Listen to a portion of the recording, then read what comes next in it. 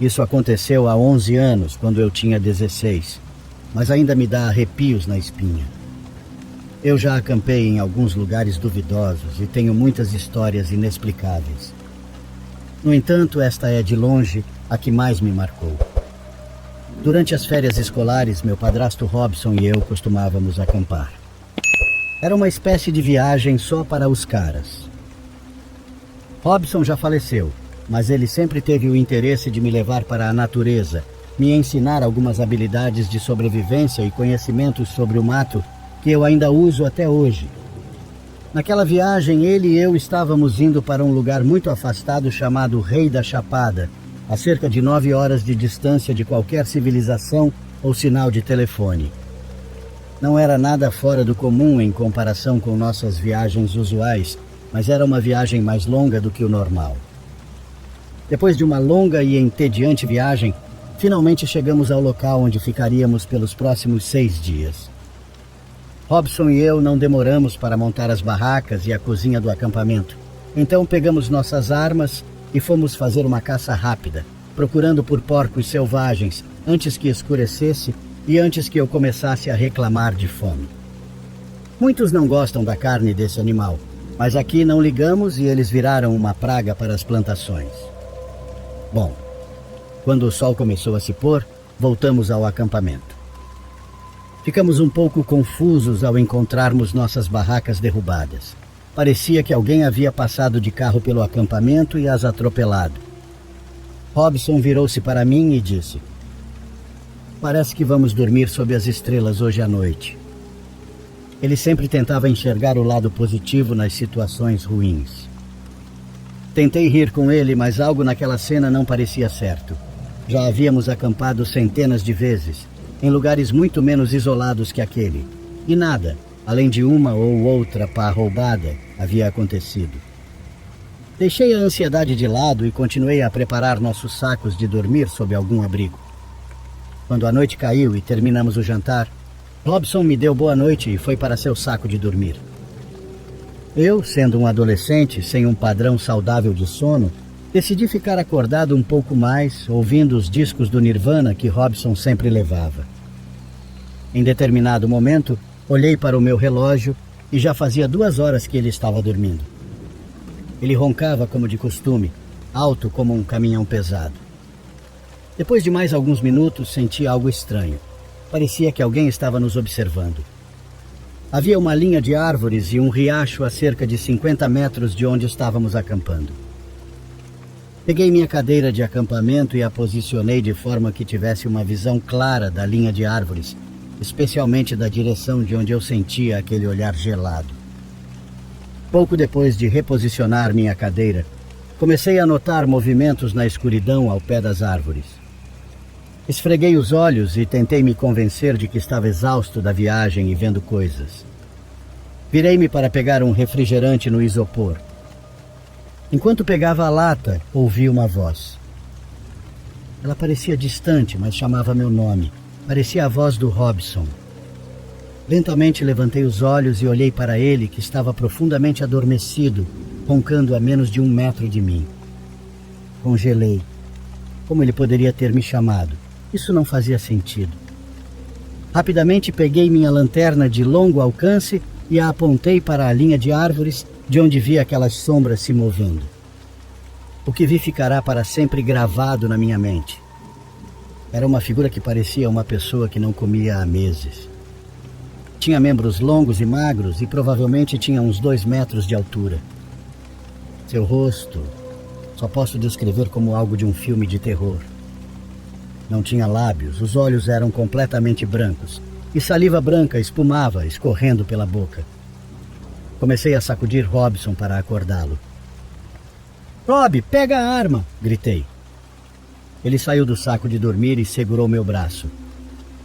"O que foi? O que aconteceu?" perguntou. "Tem algo nas árvores, eu vi. Precisamos ir embora." Rob, tentando me acalmar, disse: "Mano, provavelmente é só um gambá ou algo assim." "Estou dizendo, eu sei o que vi. Precisamos ir embora", implorei. Ele finalmente cedeu e pegou sua arma e lanterna. "Se eu voltar e não tiver nada lá, Vou vender seu PlayStation. Enquanto eu segurava um martelo, achando que aquilo me ajudaria, 10 minutos se passaram e comecei a entrar em pânico. Robson já deveria ter voltado, pensei. Pouco depois ouvi passos rápidos se aproximando. Meu coração disparou enquanto eu segurava o martelo com mais força. Rápido! Empacota tudo! Vamos embora! Rob disse, correndo para o acampamento. O que aconteceu? Você viu alguma coisa? Perguntei. Precisamos ir agora. Ele colocou tudo que havíamos montado de volta na caçamba do carro e pediu que eu ficasse no banco do passageiro até que ele terminasse. Isso não ajudou em nada a diminuir meu medo. Quando Rob finalmente entrou no carro e ligou o motor girou 2 vezes e não pegou. Ao tentar girar a chave pela 3ª vez, ele congelou. Vi Rob olhar em direção à linha de árvores e seu rosto ficou pálido. Segui seu olhar e lá estava ele, nos observando entre as árvores. Sem tirar os olhos daquela aberração, sussurrei. Rob, por favor, ligue o carro. Ele girou a chave e quando o motor ligou, a criatura deu um passo em nossa direção. Robson colocou o carro na primeira marcha e a criatura deu outro passo. Quando ele acelerou para sair do acampamento, aquilo nos seguiu. Virei-me e a vi parada exatamente onde eu estava sentado na cadeira, curvada, ainda olhando para nós enquanto saíamos pela estrada de terra. Essa noite ficará para sempre marcada na minha memória. É seguro dizer que nunca tive intenção de voltar para Rei da Chapada. Agora em viagem sempre fico dentro do alcance do sinal de celular. Espero contar a vocês mais das minhas histórias de acampamento, porque o interior é um lugar lindo, mas misterioso.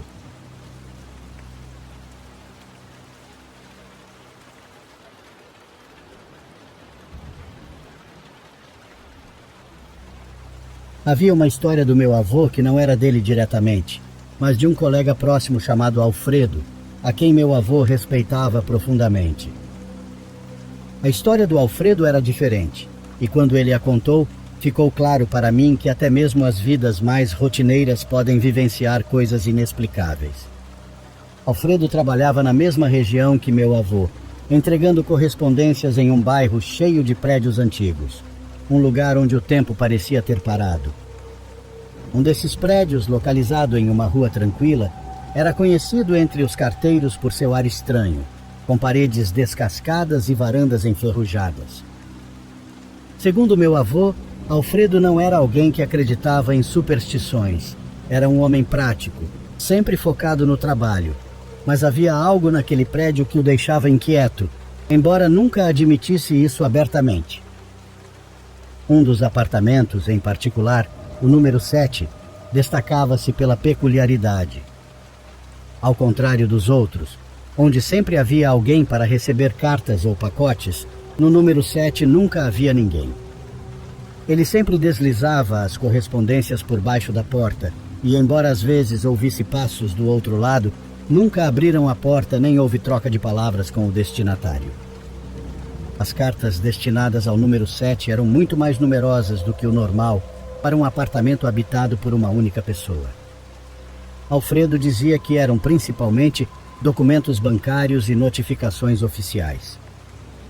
Nunca havia envelopes pessoais, postais ou qualquer coisa que indicasse uma conexão afetiva com alguém. Apesar de nunca ter visto o dono do apartamento, seu Alfredo assumia que era um homem idoso. Ele dizia que havia algo na maneira como os sons eram respondidos. Passos lentos, o arrastar de um móvel ou o ranger da madeira quando alguém se aproximava da porta. Ele chegou até a ouvir uma tosse seca em uma de suas visitas. Quando questionado sobre por que a porta nunca era aberta, Alfredo dizia ao meu avô: "Mas quem sou eu para questionar alguém? Talvez seja apenas um homem sozinho que não quer contato com ninguém." Meu avô, que ouvia Alfredo atentamente, sugeriu uma vez que ele tentasse falar com o homem, nem que fosse para confirmar se estava bem. Alfredo considerou a ideia, mas algo o impedia. Havia algo no silêncio do apartamento que não convidava à conversa. Certa manhã, Alfredo chegou ao prédio como de costume, carregando alguns envelopes destinados ao número 7. Quando subiu as escadas, notou que o lugar estava mais silencioso do que o habitual. As portas dos outros apartamentos, que sempre estavam abertas com vizinhos trocando cumprimentos, estavam fechadas. Quando chegou ao corredor do apartamento de destino, tudo parecia igual. Ele se abaixou para deslizar as cartas por baixo da porta, mas dessa vez notou algo diferente. O pequeno espaço entre a porta e o chão estava cheio de poeira e fragmentos de madeira apodrecida, como se ninguém tivesse limpado por semanas. Foi estranho, Alfredo contou ao meu avô. Sempre parecia que alguém cuidava do lugar, mas naquele dia estava completamente descuidado. Mesmo assim, ele deixou as cartas e continuou sua rota. Não foi até semanas depois que a situação se esclareceu. Alfredo voltou ao prédio e, ao chegar ao corredor, encontrou um grupo de trabalhadores retirando móveis velhos e entulhos do número 7. Surpreso, aproximou-se de um dos homens e perguntou o que estava acontecendo. "Estamos reformando", respondeu o trabalhador. "Este apartamento está vazio há meses, mas agora vai ser colocado para aluguel." "Vazio?" perguntou Alfredo. "Impossível. Estive entregando cartas aqui por mais de um mês e sempre ouvia gente lá dentro." O trabalhador olhou para ele como se Alfredo estivesse brincando. "Senhor, o dono deste apartamento morreu há mais de 3 meses. Ninguém mora aqui desde então." Alfredo dizia, sem exageros, ter sentido o suor escorrer pelo rego. Como isso era possível? Ele se lembrava claramente de ter deixado correspondências ali e mais ainda, de ter ouvido passos e sons vindos do outro lado da porta. Ele tentou explicar o ocorrido, mas os trabalhadores não deram bola e continuaram com seu trabalho. Perturbado, Alfredo decidiu falar com o administrador do prédio. O administrador, um homem já idoso, confirmou o que os trabalhadores haviam dito. O dono era um senhor muito reservado, que viveu ali por muitos anos, mas quase ninguém o conhecia. Ele faleceu há alguns meses, e desde então o apartamento ficou vazio. Apenas agora seus familiares vieram ver seus pertences. Alfredo insistiu que vinha entregando cartas e ouvindo barulhos no apartamento, mas o administrador apenas o olhou sem dizer nada. Talvez tenha imaginado, talvez os sons viessem de outro lugar, mas garanto que lá não havia ninguém. Naquela noite, Alfredo voltou para casa com mais perguntas do que respostas. Algum tempo depois, ele contou tudo ao meu avô, que o ouviu em silêncio antes de oferecer um conselho. "Talvez haja coisas que não precisamos entender, Alfredo. Se o homem continuava recebendo suas cartas, talvez estivesse esperando por algo que ainda não chegou." Alfredo nunca mais falou sobre o assunto com ninguém, mas meu avô me contou essa história como uma daquelas que nos fazem refletir sobre os mistérios da vida e da morte. Quem ou o que pegava as cartas naquele apartamento?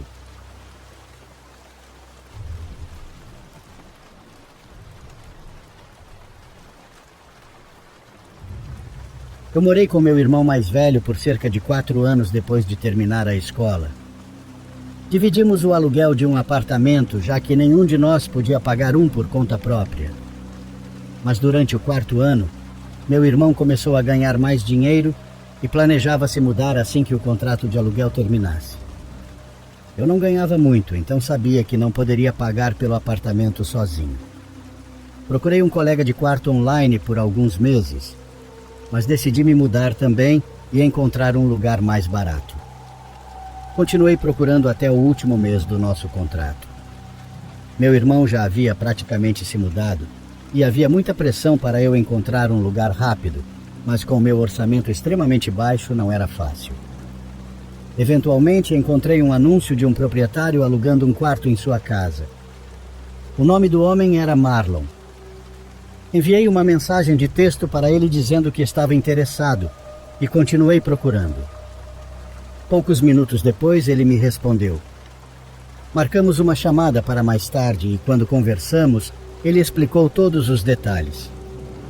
Ele me disse que morava sozinho na casa e estava alugando o quarto, mas que eu poderia usar todos os outros cômodos da casa também. Parecia ótimo para mim, então concordei, e algumas semanas depois joguei tudo em um caminhão de mudanças e dirigi até a casa. Nesse meio tempo, trocamos mensagens e ligações, e ele me enviou várias fotos da casa, mas eu ainda não tinha tido a chance de vê-la pessoalmente. Cheguei lá por volta do meio-dia e estacionei na entrada. A casa era definitivamente pequena, mas parecia bonita por fora. Marlon estava na garagem olhando para mim. Ele me deu um rápido tour e depois me ajudou a descarregar todas as minhas coisas para o meu quarto. Ele parecia um homem comum de 30 e poucos anos, quase 10 anos mais velho que eu, mas isso não me incomodava. Ele não era muito bom em manter conversas e era um pouco quieto demais. Enfim, terminamos de mover tudo para dentro e devolvi o caminhão de mudanças. Peguei um Uber de volta para a casa e quando cheguei já eram quase 8 da noite e eu estava muito cansado. Marlon estava no sofá assistindo TV, então eu disse que ia dormir cedo e fui para o meu quarto. No geral parecia um lugar decente e eu estava satisfeito com isso. Desempacotei um pouco mais e preparei minha cama. Por volta das 9 finalmente estava pronto para dormir. Fui até a porta para trancá-la e apagar as luzes, mas ao estender a mão percebi que não havia chave. Confuso, abri a porta e do lado de fora havia uma chave fixa, daquelas que não sai. Fui até a sala e perguntei a Marlon por que a porta do quarto trancava do lado de fora. Ele parecia confuso e disse que nunca havia notado isso, mas que mudaria isso no dia seguinte. Deixei para lá e disse ok. Então voltei para o meu quarto.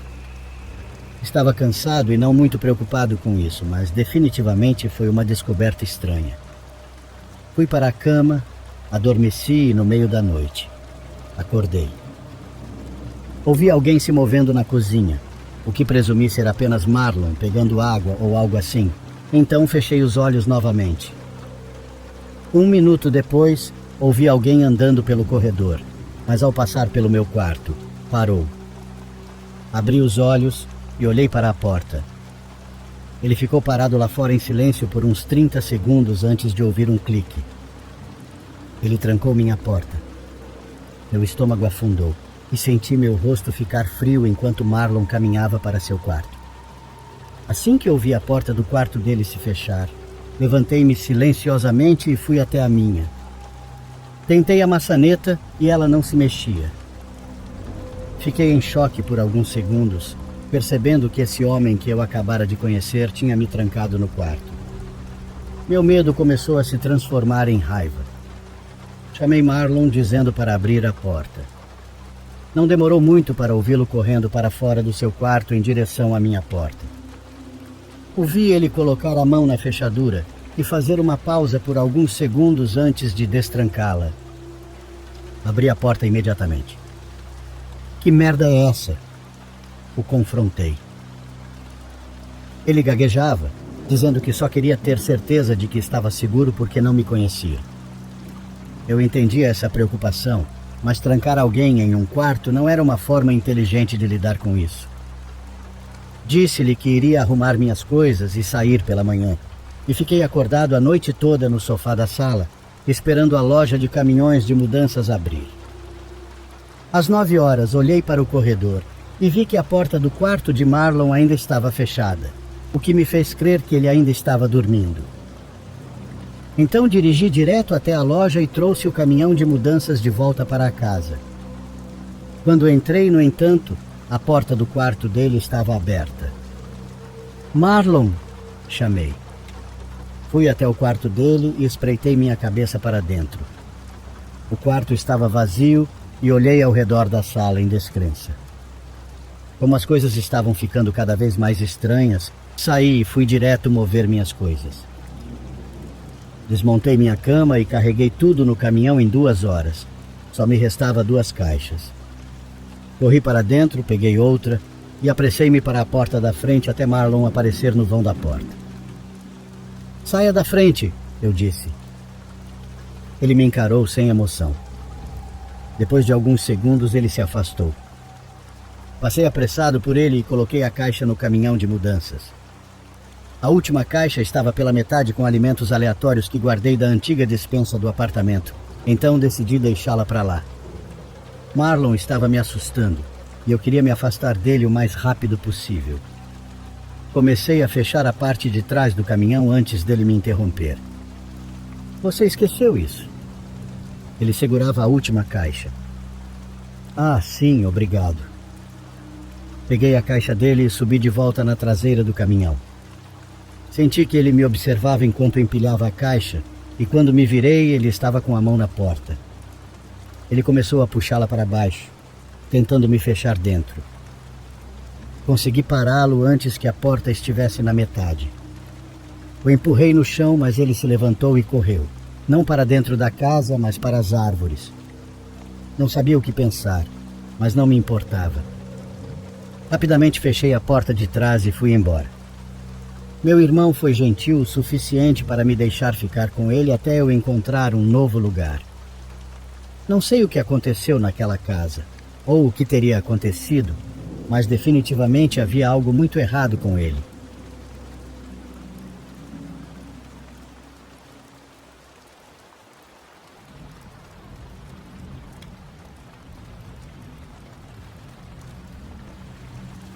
Não sei se vão acreditar, mas quero compartilhar algo com as pessoas desse canal. Aqui em casa nunca tínhamos passado por nada assustador. Bem, de vez em quando, escutávamos vozes que pareciam vir de dentro, mas atribuímos isso ao barulho da rua. As coisas mudavam de lugar, e as torneiras do banheiro se abriam aparentemente sozinhas, mas não era algo que acontecia todos os dias. De brincadeira, quando algo acontecia, sempre culpávamos a Susana, a senhora que vivia aqui antes de nós. Ela já estava bem velhinha quando saiu daqui, e sempre dizíamos que provavelmente já tinha falecido e, por ser muito distraída, talvez seu fantasma estivesse assustando por aqui, pois tinha esquecido onde ficava sua última casa. Mas há alguns meses, em maio, especialmente quando eu estava sozinha, comecei a ouvir coisas mais estranhas, coisas que realmente não consigo explicar. Sempre que eu ficava sozinha, escutava do quarto dos meus pais uma respiração ofegante, como se fosse alguém com dificuldade para respirar. Era tão clara que eu conseguia ouvir mesmo que não estivesse perto, mesmo estando na sala ou no meu quarto. Eu sabia que vinha de lá, mas nunca acontecia quando meus pais chegavam, muito menos quando eles estavam dentro do quarto. Depois comecei a ouvir como se alguém estivesse caminhando pelo telhado. Eu sei que isso é algo comum em muitas histórias, e sinceramente, já cheguei a pensar que poderia ser apenas animais. Porém, somado ao medo, talvez acabou parecendo algo sobrenatural. Mas a situação mudou quando não fui só eu que ouvi. Meus pais também começaram a ouvir. Uma madrugada, minha mãe ouviu os passos e acendeu a luz.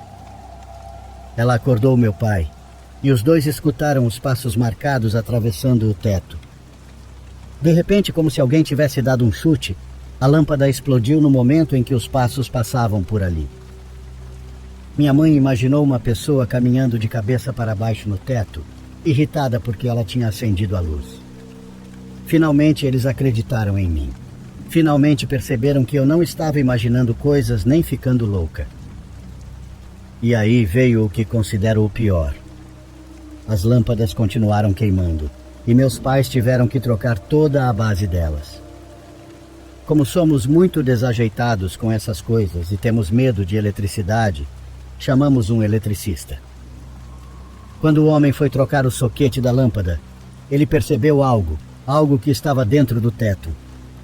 Ele chamou meu pai e os dois viram que era uma tábua. Eles se atreveram a abrir um pedaço do teto para poder retirá-la. A tábua parecia envernizada e, a princípio, pensaram que era uma caixa, pois era de uma madeira fina. Quando conseguiram tirá-la, perceberam que, pelo outro lado, era um tabuleiro Ouija. Uma tábua Ouija, nova, mas que ninguém sabia há quanto tempo estava lá. Eu não cheguei a vê-la. Quando cheguei em casa, eles já tinham se livrado dela. Começamos a investigar, pois temos conhecidos que eram próximos, de certa forma, da dona Susana. Perguntamos se ela poderia ter sido dona daquele tabuleiro, mas todos disseram que não. Disseram que ela era a velhinha mais doce do mundo, muito católica, e que jamais teria algo assim. Porém, também nos disseram que, ao contrário do que imaginávamos, ela tinha falecido apenas semanas atrás. Fazendo as contas, a data da sua morte coincidia com a primeira noite em que ouvi aquela respiração no quarto dos meus pais. Dona Susana tinha 94 anos quando faleceu. Que ela esteja descansando em paz. Eu espero.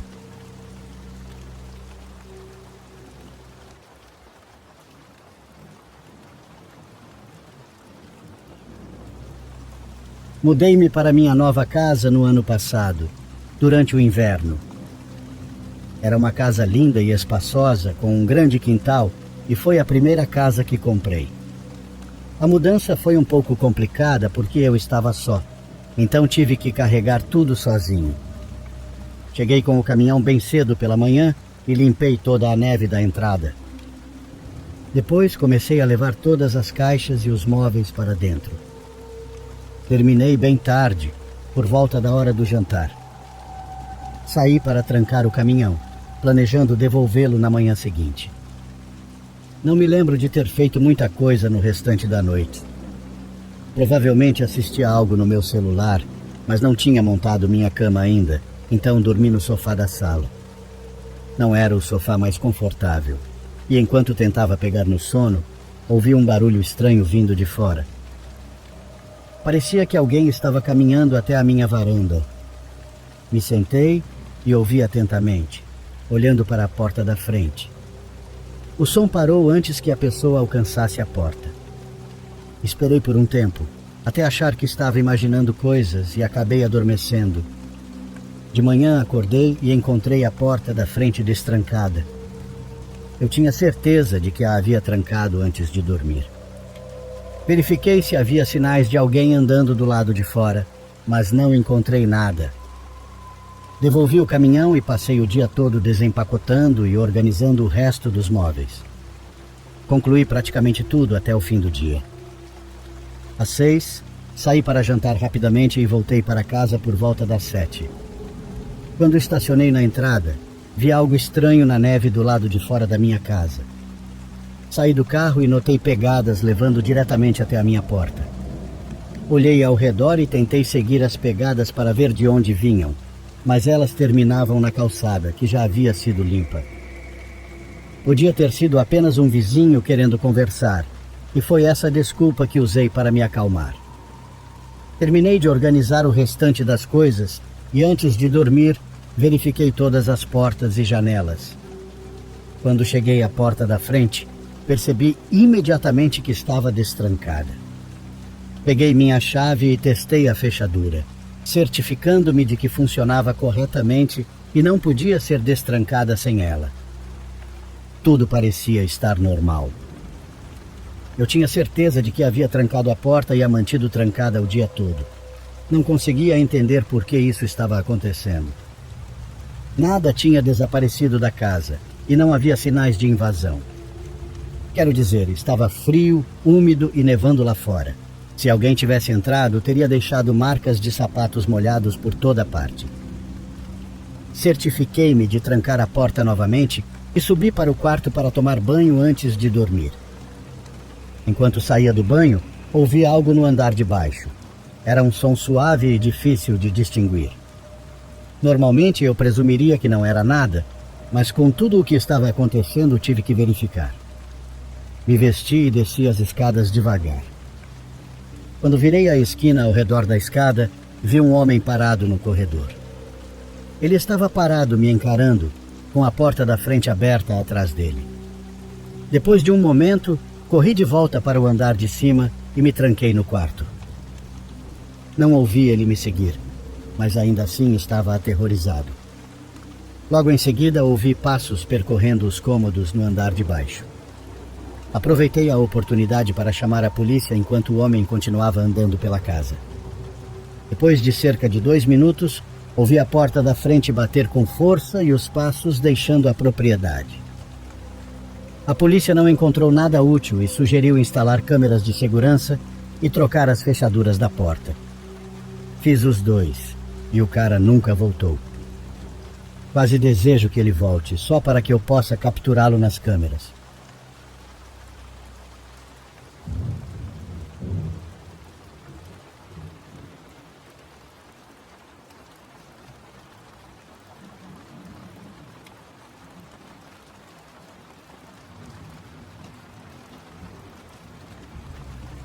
Dizem que não se deve confiar absolutamente em ninguém nesta vida, nem em um familiar, muito menos em alguma pessoa estranha que pretende nos oferecer ajuda. Vou contar uma história que vivi e que me surpreende até hoje, porque confiei na pessoa que supostamente ia me ajudar, mas que acabou prejudicando a minha vida. Naquela época, meu marido Manuel era um bêbado de primeira. Ele não aparecia em casa por dias, e quando aparecia, sempre chegava completamente bêbado. Passava os dias de ressaca deitado e os outros dias usava para trabalhar um pouco aqui e ali. Ele nunca teve um emprego fixo e sempre foi uma espécie de faz-tudo, fazendo de tudo um pouco. Mas até nisso, ele tinha muita sorte, porque sabia fazer bem o trabalho e muitas pessoas confiavam nele. Todos menos eu, porque ele já me tinha até a garganta. Às vezes ele chegava em casa bem bêbado e queria que fizéssemos sexo, mas nessas condições me dava muito nojo. Além disso, eu já estava começando a perder o carinho pelo meu marido, e às vezes até desejava que de tantas bebedeiras ele não acordasse mais, que ficasse ali estirado, porque já só nos estava atrapalhando. Digo isso porque tínhamos 3 filhos, e o dinheiro que ele nos deixava mal dava para as contas. Eu também trabalhava, mas às vezes tinha serviço, às vezes não. Foi então que, de tanto lutar, um dia conversando com a minha comadre Marta, ela me recomendou uma mulher. Uma suposta bruxa muito milagrosa, a qual era muito respeitada porque seus trabalhos eram 100% eficazes. Anima-te, comadre. Vamos visitar essa mulher e te garanto que, se ela fizer um trabalhinho para o teu marido, ele deixa de ser bêbado. Vais ver que o transformarão em outro homem. Fiquei pensativa sobre o que a minha comadre me dizia. Como assim, bruxaria? O que era isso? Já tinha ouvido falar sobre isso, mas sempre acreditei que eram mentiras e que só faziam perder tempo e dinheiro. E para perder dinheiro, a verdade é que eu não tinha tempo. Nos dias seguintes, os comportamentos do meu marido não cessavam. Pelo contrário, só pioravam. Ele passava cada vez mais tempo deitado na cama, bebendo e curando a ressaca. Tinha se tornado um completo parasita. Por isso decidi tentar, pelo menos uma vez, como uma última chance para salvar meu casamento. Peguei o telefone e liguei para a minha comadre Marta, para que assim ela me dissesse quando podíamos visitar a tal bruxa. Minha comadre me deu algumas instruções, como levar uma foto do meu marido e algumas coisas que lhe pertenciam. Não sabia se tudo isso funcionaria, mas tinha a esperança de que Manuel pelo menos deixasse de beber, para que pudesse trabalhar direito e nos dar uma vida melhor. Um par de dias depois, acompanhada pela minha comadre Marta, pegamos o transporte e fomos por um caminho meio estranho, um lugar que eu não conhecia, mas que ficava perto do povoado. Já mais dentro da área verde, descemos do ônibus, pois a minha comadre me disse que estávamos muito perto e o restante do caminho tínhamos que subir a pé, pois a casa da bruxa ficava um pouco mais acima. Como pudemos, fomos desviando pedras e outras coisas, mas finalmente chegamos. Bom dia, senhora Nath, como está? Ah, desculpe por virmos incomodá-la, mas olha, trouxe aqui minha comadre. Ela está passando por dificuldades e queria perguntar se pode nos ajudar. Aquela senhora não era uma mulher muito velha. Chuto que talvez estava na casa dos 40 anos. Sua juventude fez com que eu não confiasse totalmente nela, mas assim que nos cumprimentou e nos fez entrar, começamos a conversar um pouco com ela. Foi aí que percebi que ela realmente sabia do que falava e que a julguei mal. Contei toda a situação que vivia com meu marido Manuel, ao ponto de me emocionar e começar a chorar. Nath ficou me olhando, deu umas palmadinhas no meu ombro e disse: Calma, garota, você vai ver que vou fazer algo para te ajudar. Mas só te digo, às vezes essas coisas dão errado. Mas me diga como quer que eu te ajude. Quer que seu marido se apaixone por você? Quer que ele pare de beber? Tive que responder e, com lágrimas nos olhos e a voz um pouco embargada, disse: Não, à força eu não gostaria que ele se apaixonasse por mim. Se Manuel me ama, tem que ser de coração. Eu vim apenas para que ele pare de beber, para que não seja mais mulherengo e para que traga dinheiro para casa. Assim podemos dar uma vida melhor para nossos filhos. Mas também gostaria que me ajudasse para que, se Manuel não for mais para mim, que ele vá embora, pois só está me atrapalhando. A senhora Nath ficou me olhando por um momento, como se estivesse tentando ver o mais profundo do meu olhar, como se estivesse se conectando com minha alma. Ah, sim, já entendi. Vamos ver. Imagino que trouxe a foto do seu marido, certo? E também as outras coisas. Coloque-as aqui sobre a mesa, pois agora mesmo vou começar a trabalhar nos pedidos que me fez. Mas considere que nem tudo sai como esperado. Às vezes as coisas se complicam, mas vou tentar ajudar.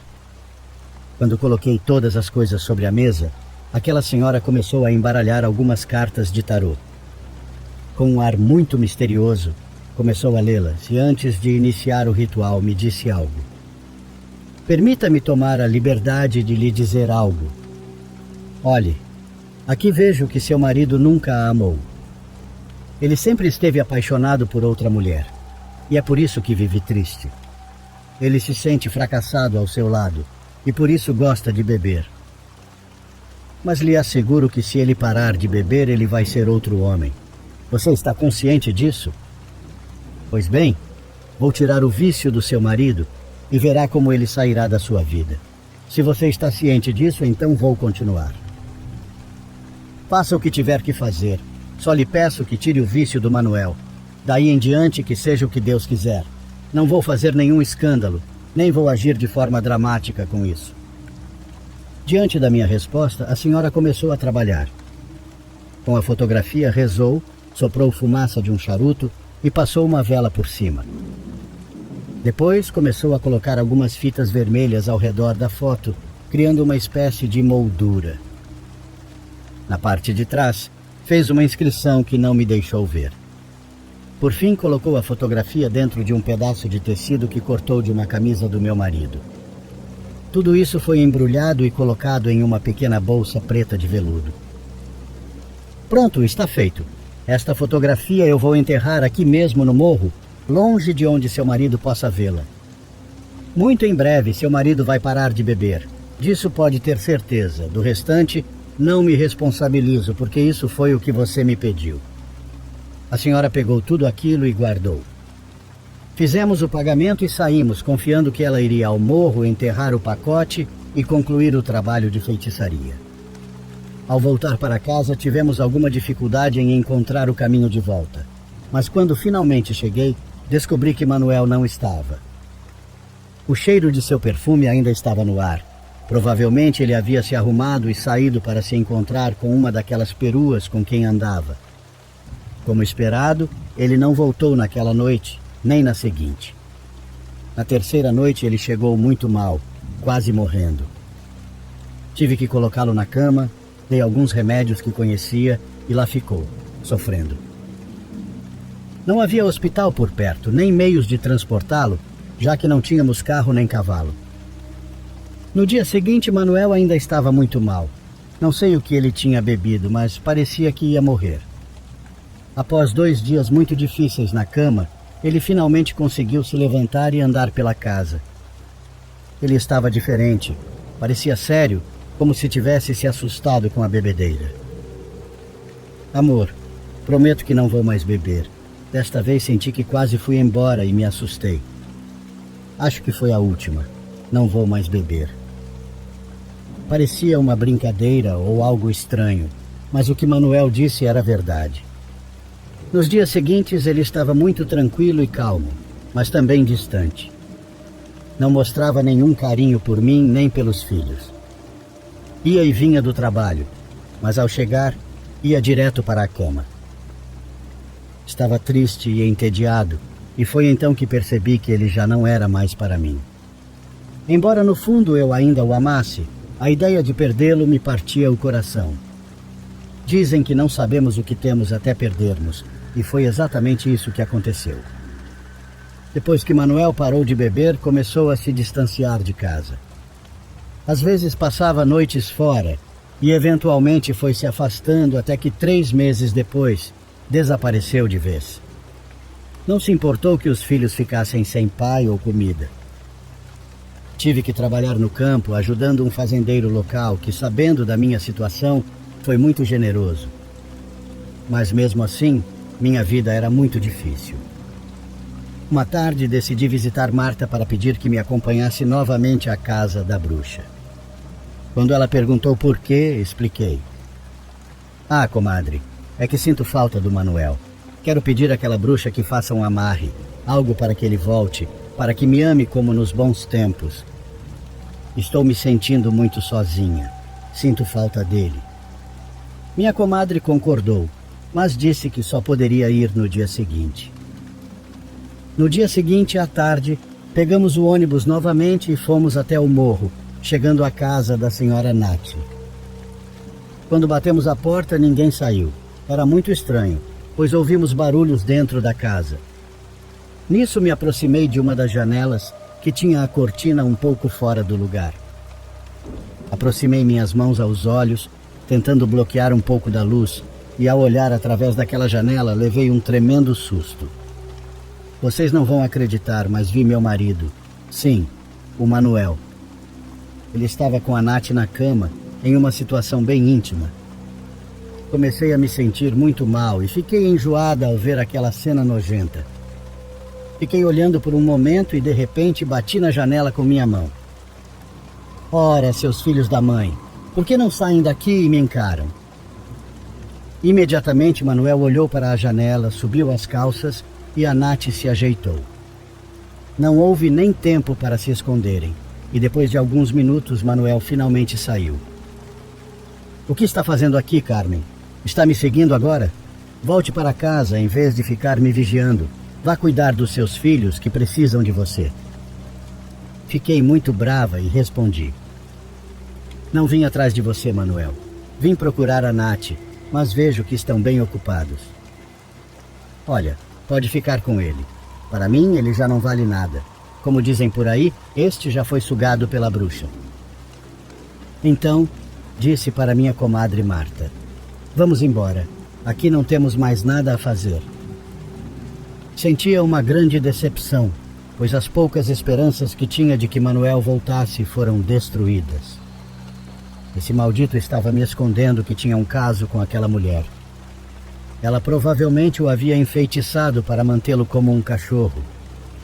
Com o passar dos dias, a dor foi diminuindo e descobri por várias pessoas que meu marido trabalhava para aquela mulher. Ele se tornou um capacho dela, praticamente um escravo. Tive que me resignar a ser humilhada pelas pessoas. Todos comentavam sobre meu marido e sobre a cara de boba que eu tinha. Mas a vida segue, e uma manhã bateram na minha casa. Dona Carmen, encontraram um corpo. É o do seu marido. Venha rápido.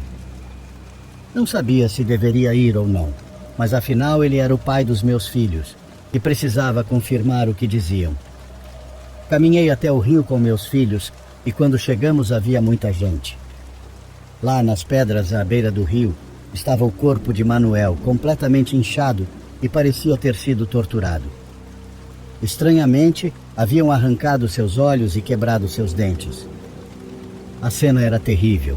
Não deixei meus filhos verem e pedi que voltássemos para casa. Quando estava me virando, uma senhora disse: Dona Carmen, a senhora precisa cuidar do corpo do seu marido. Vai deixá-lo ali?